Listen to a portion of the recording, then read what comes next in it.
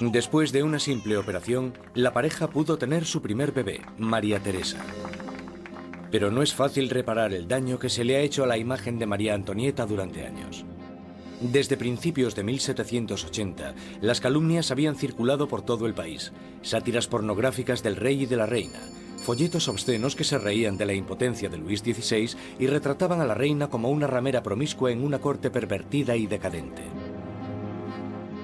Cuando la situación en el campo empeora, la opinión de la gente sobre la monarquía empieza a cambiar. Se producen muchas malas cosechas y la inflación aumenta el precio de la harina, llevando a la escasez de la parte esencial de la dieta francesa, el pan. Pero naturalmente estas privaciones acaban a las puertas de Versalles. Mientras los monarcas continúan viviendo en la extravagancia, las quejas se traspasan al papel. A la corte real se le acusa directamente. ¿Sabe por qué hay tanta gente necesitada? ¿Es acaso que su lujoso estilo de vida devora en un día lo que 1 millar de hombres necesitaría para subsistir? ¿Quién es el hombre que está detrás de estas acusaciones? El mismo joven que solo unos años antes felicitó al rey y a la reina por su coronación. Maximilien Robespierre. La gente pronto tendrá un portavoz que pedirá la libertad y la igualdad por la revolución.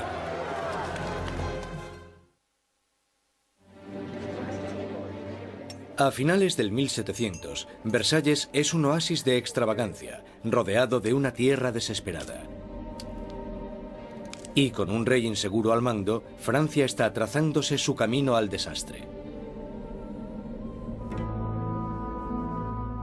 Después de 19 años de matrimonio, Luis tenía 4 hijos. Aún así, como rey sigue siendo impotente.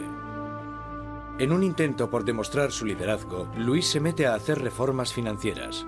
Pero su equivocada manera de manejar las finanzas carga a los pobres con muchos impuestos, mientras la nobleza no paga casi nada. Con la economía por los suelos y la gente cada vez más inquieta, parece que incluso Dios está enfadado, golpeando a Francia con el invierno más frío de los últimos 90 años. Si alguna vez hubo intervención divina para empeorar la situación, seguro que fue en el verano de 1788 y la primavera de 1789. En el verano de 1788 había una creciente crisis política desarrollándose en un momento de seria escasez de comida. En 1788, para los franceses, la harina era la esencia de la vida. El pan, su medida de subsistencia. La mayoría de la gente en Francia comía casi 1 kilo de pan al día. El pan era esencial y su subida de precio la notó todo el mundo. Si el precio se doblaba, tenías problemas. Bajo la mala financiación de Luis XVI, el precio de la harina se disparó. Las escasas provisiones se estaban agotando y el precio de una rebanada de pan pronto igualó al sueldo de un mes. El hambre se convirtió en rabia. Surgen disturbios por toda Francia.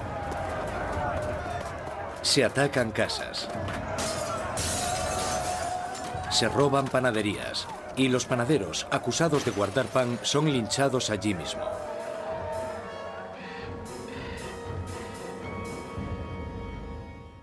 Con la economía destrozada, los bancos fuerzan a Luis XVI a contratar a un ministro de Economía, Jacques Necker. Necker, un pensador progresista, es popular entre la gente de una manera que Luis XVI solo puede envidiar. Durante la primavera del 89, Jacques Necker fue, sin lugar a dudas, el ministro más popular, porque saltó a la luz pública por sus escritos sobre el deber del gobierno de asegurarse de que haya pan y grano suficiente para todos.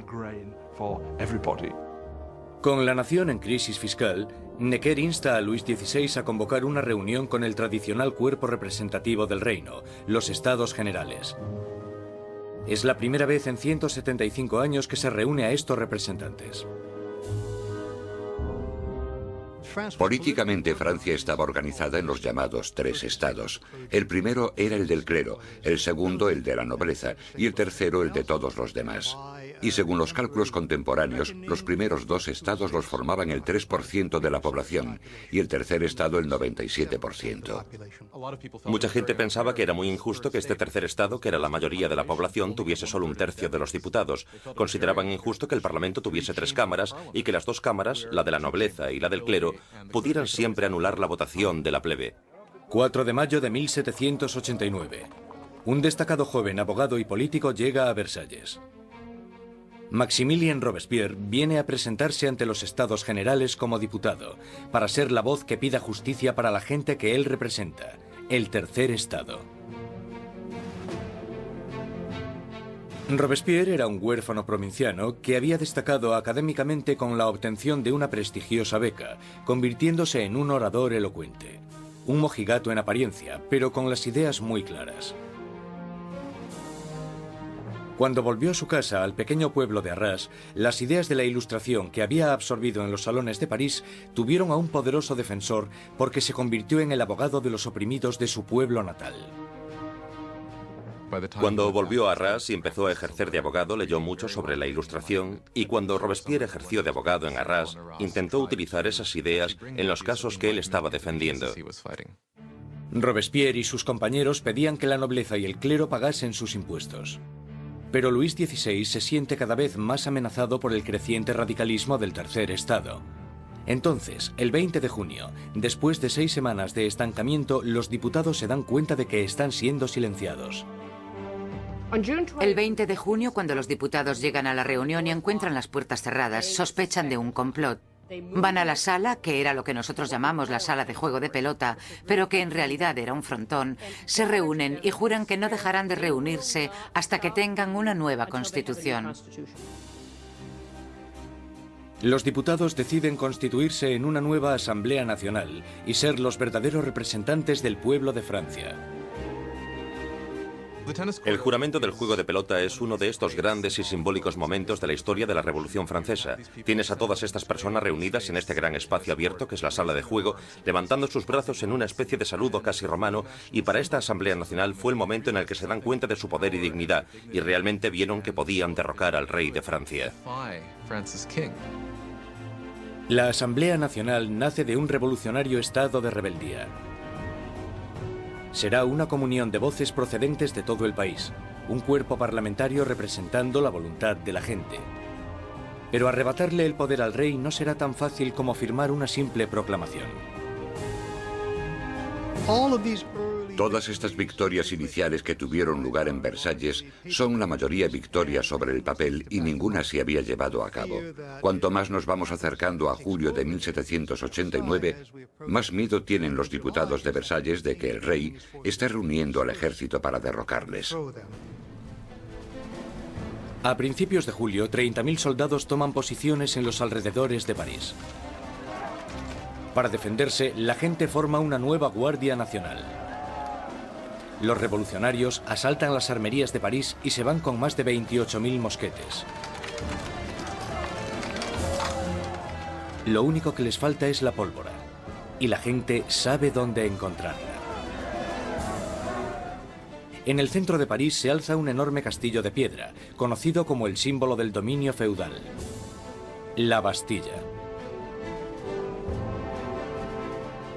La prisión acoge los almacenes de pólvora de la ciudad y se conoce como la prisión de las torturas y las muertes inexplicables.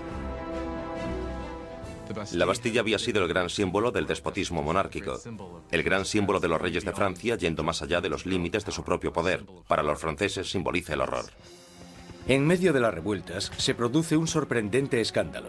Luis XVI despide a su ministro de Economía, el apreciado Jacques Necker, por portarse demasiado bien con el pueblo.